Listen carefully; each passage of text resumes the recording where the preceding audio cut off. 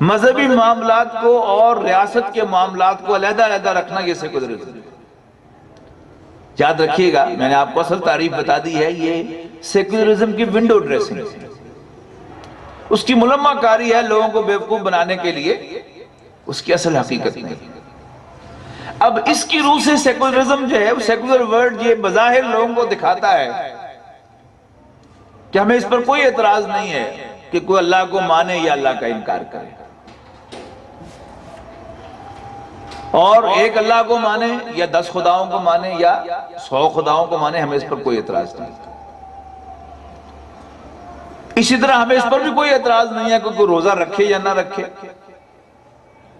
اس پر بھی کوئی اعتراض نہیں ہے کہ وہ حج کرے یا نہ کرے، اور ہمیں اس پر بھی کوئی اعتراض نہیں کہ وہ ایک خدا کو پوجے یا ہزاروں خداؤں کو پوجے، اس پر بھی کوئی اعتراض نہیں ہے کہ وہ 5 نمازیں پڑھے یا 10 نمازیں پڑھے یا سارا دن نمازیں پڑھتا رہے، we don't mind۔ ہاں، اعتراض کس پر ہوگا کہ تم اللہ کی حکمرانی قائم کرنا چاہو، اور آپ غور کریں گے تو حضور صلی اللہ علیہ وسلم کا بھی صحابہ کرام کے ساتھ اصل جھگڑا یہی تھا، کفار مکہ کے ساتھ، قریش کے ساتھ اصل جھگڑا یہی تھا۔ ثبوت کیا ہے؟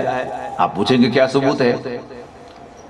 قرآن مجید کی بے شمار گواہیاں موجود ہیں کہ مکے کے کافر اور مشرک توحید کے ساتھ اللہ کو اس کائنات کا خالق مانتے تھے۔ مثلا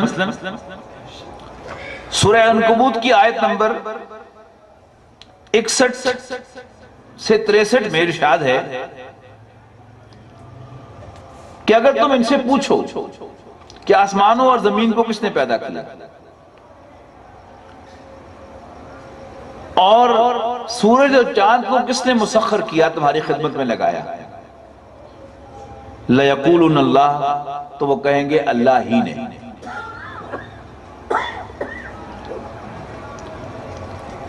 سورہ یونس کی آیت نمبر 31 اور 32 میں تو حد ہو گئی، فرمایا قُلْ مَنْ يَرْزُقُكُم مِّنَ السَّمَاءِ وَالْأَرْضِ، ان سے پوچھو کہ تمہیں آسمان اور زمین سے رزق کون دیتا ہے، اَمَّن يَمْلِكُ السَّمْعَ وَالْأَبْصَارَ، یا یہ پوچھو کہ تمہاری سماعت اور بصارت کا مالک کون ہے، وَمَن يُخْرِجُ الْحَيَّ مِنَ الْمَيِّتِ وَيُخْرِجُ الْمَيِّتَ مِنَ الْحَيِّ، اور کون زندہ کو مردہ سے اور مردہ کو زندہ سے نکالتا ہے، وَمَن يُدَبِّرُ الْأَمْرَ، اور کون کاموں کی تدبیر کرتا ہے۔ نوٹ کیجئے 4 چیزیں بیان کی ہیں ایک ہی آیت کے اندر، آسمان اور زمین سے تمہیں رزق کون دیتا ہے، تمہاری سماعت و بصارت کا مالک کون ہے، زندہ کو مردہ سے مردہ کو زندہ سے کون نکالتا ہے، اور کون کاموں کی تدبیر کرتا ہے۔ فرمایا سَيَقُولُنَ اللَّهُ، تو کہیں گے اللہ ہی۔ پھر فرمایا فَقُلْ أَفَلَا تَتَّقُونَ، تو پھر ان سے پوچھو اس سے ڈرتے کیوں نہیں ہو، اور پھر فرمایا فَذَلِكُمُ اللَّهُ رَبُّكُمُ الْحَقُّ، تو وہی اللہ تمہارا سچا رب ہے، حقیقی رب ہے۔ یعنی وہ اللہ کو پالنے والا تو مانتے تھے، لیکن اللہ کو اپنا آقا ماننے کو تیار نہیں تھے، اس لیے کہ رب کا لفظ عربی زبان میں آقا کے لیے بنا ہے، اور آج بھی عربی زبان میں آقا کے لیے لفظ رب ہے اور غلام کے لیے لفظ عبد ہے، یہ ماننے کو تیار نہیں تھے۔ فرق کیا ہے کہ کسی بھی آپ کسی جگہ کے مالک ہیں، آپ کو اختیار ہے کہ آپ اس پر کوئی بلڈنگ تعمیر کریں یا اس کو خالی چھوڑ دیں، آپ اس پر گھاس لگائیں یا سولنگ کرائیں، یا آپ اس پر بلڈنگ کے تعمیر کریں اور کیسی بلڈنگ تعمیر کریں، یہ سب آپ کا اختیار ہے۔ لیکن جس معمار سے آپ بلڈنگ تعمیر کرائیں گے وہ کبھی آ کر کلیم نہیں کرتا، نہ کر سکتا ہے کہ چونکہ یہ اینٹیں میں نے چنی تھی لہذا تم میری مرضی کے بغیر ان کو نہ گرا سکتے ہو، نہ ان میں تو کوئی تبدیلی کر سکتے ہو۔ یہ حق کس کا ہوتا ہے؟ لینڈ لارڈ کا ہوتا ہے، مالک مکان کا ہوتا ہے۔ تو اللہ تعالیٰ کی جو حیثیت قرآن مجید نے متعارف کروائی ہے وہ کیا ہے کہ ذالکم اللہ ربکم الحق۔ خالق تو وہ پہلے مانتے تھے، رازق تو وہ پہلے مانتے تھے، لیکن رب ماننے کو تیار نہیں تھے۔ آسمانوں کا رب مانتے تھے، عرش عظیم کا رب مانتے تھے، سورہ مومنون میں یہ مضمون آیا ہے، لیکن اپنا رب، زمین کا رب ماننے کو تیار نہیں تھے۔ فرق کیا واقع ہوتا ہے اس سے؟ اب سیکولر ورلڈ جو ہے وہ جو ونڈو ڈریسنگ ہے اس کی، یعنی سیکولرزم کی اصل تعریف میں تو اللہ کا ماننے کی کوئی گنجائش ہی نہیں ہے، اس لیے کہ وہ نہ آنکھ سے نظر آتا ہے، نہ کان سے سنائی دیتا ہے، نہ زبان سے چکھا جاتا ہے، نہ ناک سے سونگا جاتا ہے، نہ ہاتھ سے چھوا جاتا ہے۔ تو سائنٹیفک ٹرمز میں تو اللہ کا وجود ہے ہی نہیں، لیکن اس کی ونڈو ڈریسنگ میں اجازت ہے اللہ کو خالق ماننے کی۔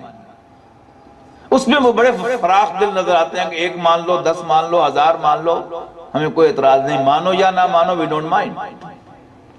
لیکن سیکولر ورلڈ آپ کو اللہ کو اپنا رب ماننے، اپنا آقا ماننے، اپنا لارڈ تسلیم کرنے کی اجازت نہیں دے گا۔ کیوں؟ اس لیے کہ لارڈ سے تو ڈکٹیشن لی جاتی ہے نا، خالق ڈکٹیٹ نہیں کیا کرتا، معمار آپ کو ڈکٹیٹ نہیں کرتا، لینڈ لارڈ ڈکٹیٹ کرتا ہے۔ وہ کہتا ہے کہ یہ کرو، میری مرضی چلتی ہے۔ لینڈ لارڈ کی مرضی چلتی ہے، معمار کی مرضی نہیں چلتی۔ اگرچہ یہ حقیقت ہے کہ اللہ ہمارا خالق بھی ہے، لیکن اس کی جو حیثیت قرآن مجید نے متعارف کروائی ہے وہ کیا ہے؟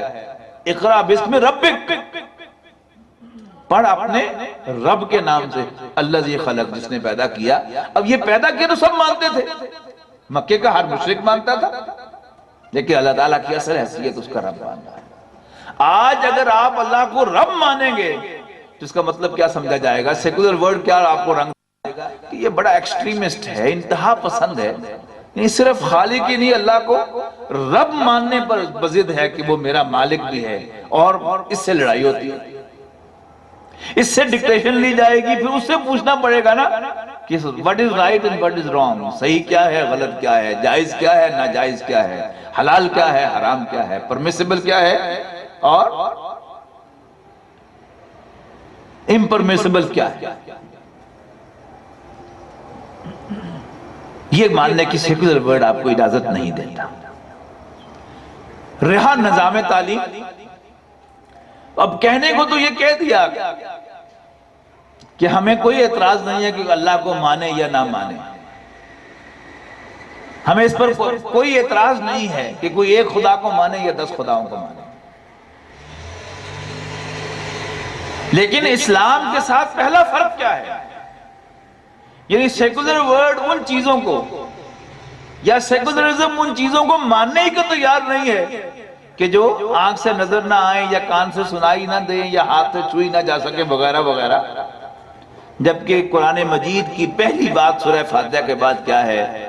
الف لام میم ذالک الکتاب لا ریب فیہ ھدی للمتقین الذین یؤمنون بالغیب۔